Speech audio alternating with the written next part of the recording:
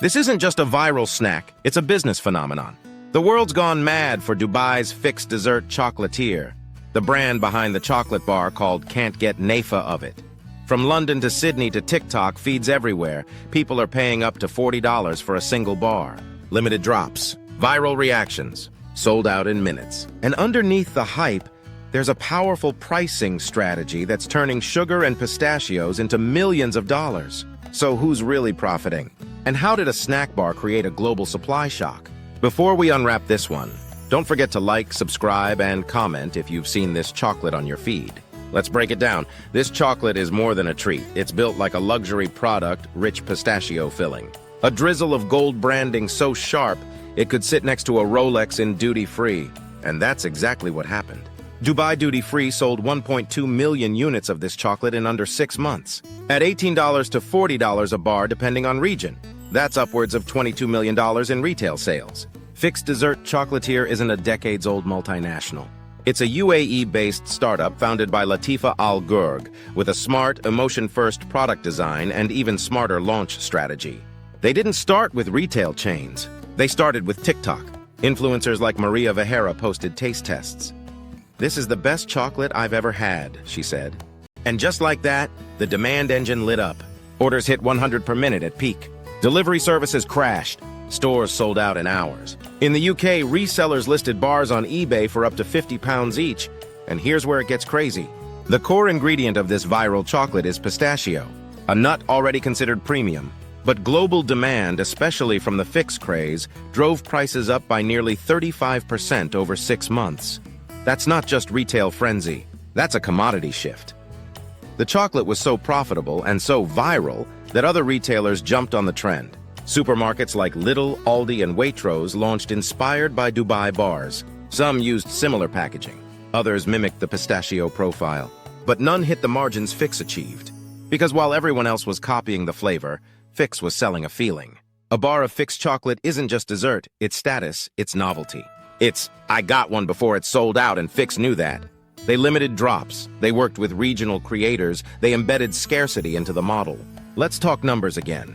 Retailers like Dubai Duty Free aren't disclosing margins, but analysts estimate a gross margin of 65–72% on each bar of Fix supplies at $9, and stores retail it at $25. That's a markup strategy more common in luxury handbags than chocolate. So who's making millions, not just only Fix? Fix Dessert. Chocolatier is on brand equity, not just volume. Dubai Duty Free is on foot traffic and viral association. And pistachio wholesalers are on rising prices triggered by social buzz. But here's the kicker. The more viral the product gets, the less control the brand has.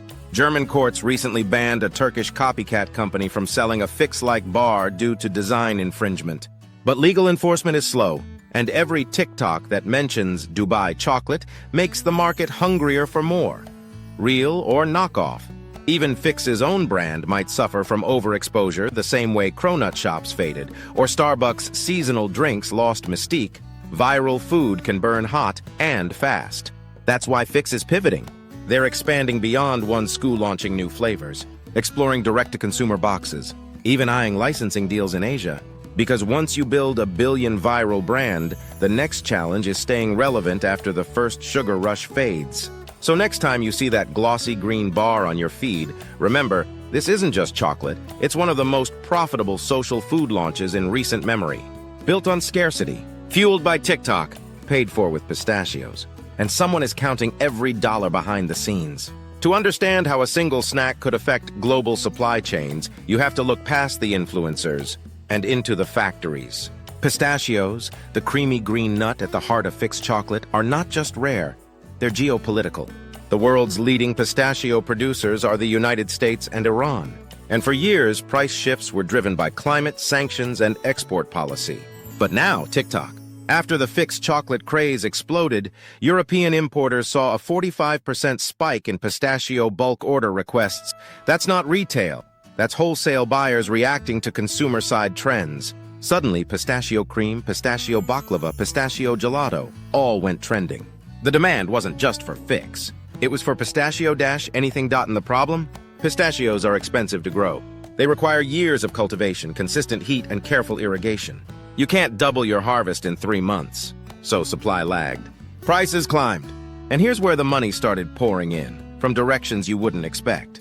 Nut processors and traders, middlemen in the pistachio supply chain, those who buy from farmers, shell, sort, and package, began flipping inventory at 40–60% higher margins than normal. Exporters in California and Turkey saw record contracts. Traders in Dubai hedged forward purchases, betting on continued TikTok-fueled demand. In short, the hype was monetized all the way down to the farm secondary sellers.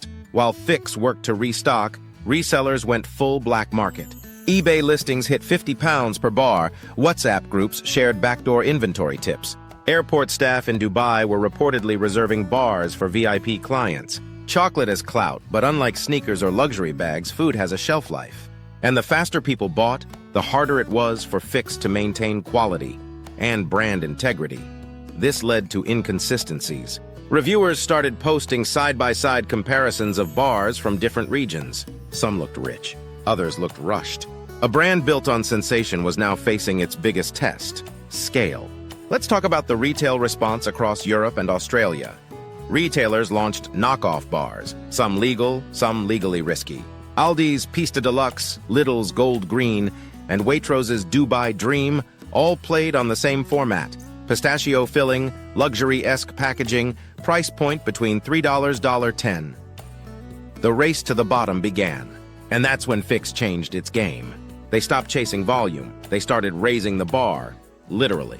New SKUs launched with packaging that mimicked high-end perfume boxes. Custom inscriptions, limited runs by region, influencer-only flavors. The brand stopped being a snack and started behaving like fashion's strategic expansion. Instead of lowering price to match competition, Fix went higher. They partnered with Dubai Duty Free for exclusive bundles. They teased international pop-ups in Paris, Toronto, and Kuala Lumpur. They released a $125 collector's box with 4 variations of the original bar, gold foil accents, and a personalized message. This wasn't just chocolate. It was performance marketing wrapped in pistachio. And the best part, people kept buying. Because the Fix bar was no longer just viral, it was aspirational. Fix isn't just a chocolate brand anymore, it's a blueprint. For every future snack that wants to go viral, command luxury margins, and rewrite the rules of retail. This story isn't about a chocolate bar. It's about how brands are being built differently in 2025. No traditional advertising, no retail network, no discount pricing. Fix used 3 levers: scarcity, storytelling, and sensory branding. Scarcity, because the limited drops forced urgency. People who didn't care about chocolate wanted it just to feel included. Storytelling, because the name "Can't Get Nafe of It" wasn't just clever, it was culturally layered. Middle Eastern flavor meets meme-ready name. And sensory branding. Fix bars don't just taste good, they look luxurious, they feel heavier than a Kit Kat, and they're packaged like a gift. Every detail screams, "This isn't normal." Now look what happened. Retailers worldwide are testing TikTok-first SKUs. FMCG giants are building creator brand studios. Ad agencies are studying Fix like a case study. This is what happens when the product becomes the media. And Fix is riding the wave. Licensing, scaling, and copycat sources. Close to the company say Fix has received over 30 international licensing offers, including from global snack manufacturers and celebrity chef networks. The challenge? Scale without dilution. Once a viral product gets mass-produced, the mystique often fades. That's what Fix is trying to avoid. Instead of going full-scale global, they're going micro-premium. City exclusives, QR-coded drop alerts, airport-only flavors. They're making access harder, not easier, and yet volume is growing. Even as the original SKU gets copied, the brand equity rises, because every knockoff validates the original. Now let's talk about economic impact. Let's look at what this tiny brand triggered. $22 million in bar sales, first 6–8 months, 35% increase in pistachio prices, global export, over 20 knockoff SKUs launched across 9 countries, 30+ licensing proposals in progress, 1 banned product in German court. Record foot traffic at Dubai duty-free chocolate counters, and none of it was planned with a traditional business model. Fix didn't spend millions on advertising, they let the product be the pitch. What Fix reveals about the future products are no longer built in factories. They're built on phones. Distribution isn't king, narrative is. Fix proved that 1 SKU, 1 story, and 1 influencer could outperform an entire category. It's what Red Bull did in sports. What Supreme did in streetwear, what Glossier tried to do in beauty, and now chocolate has its turn. So next time you hear about a $40 candy bar, don't roll your eyes. There's a business case beneath the sugar. Fix isn't a fluke. It's a format one that every CPG boardroom is now trying to replicate. And whether the next trend is chocolate, chips, or something wild like spicy cereal, it'll follow this path. Launch online, not in store. Make it exclusive, not available. Build mystique before distribution. Let TikTok be the marketing department.